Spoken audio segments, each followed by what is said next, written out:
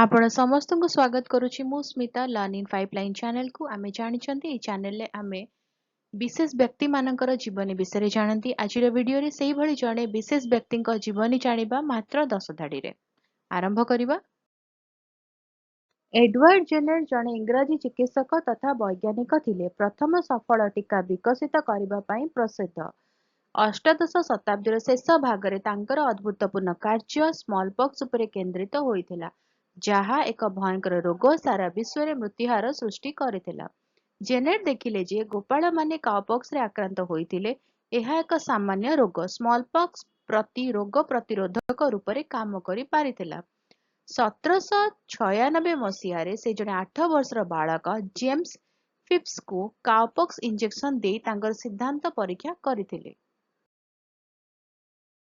पिलाटी सुस्थ हेबा परे Janet तांकु small pox रे आक्रांत करथिले एवं उल्लेखनीय कथा हैला से एही रोग रे आक्रांत होई नथिला।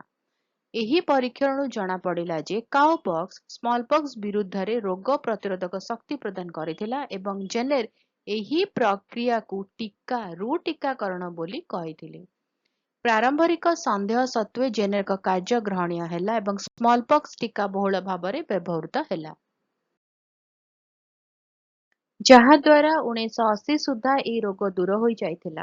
जेनेर का आविष्कार असंख्य जीवन रक्षा करथिला एवं चिकित्सा विज्ञान रे एक परिवर्तन आनिथिला। तांकर अग्रगामी उद्यम तांको न्यूमरोलॉजी रो पिता भाबरे स्वीकृति प्रदान करथिला। वीडियोटी केमती लागले मते कमेंट करके जणेबे। जदि भलो लागिला टिके लाइक कर देबे, वीडियो को सहित शेयर करंतु, चैनल को सब्सक्राइब करी बेल आइकन प्रेस करी ऑल नोटिफिकेशन को ऑन रखिथांतु। वीडियो अपलोड नोटिफिकेशन पहुंचीबो आ आमे वीडियो देखि परिबा। ताले रहउची देखा वीडियो रे। नमस्कार।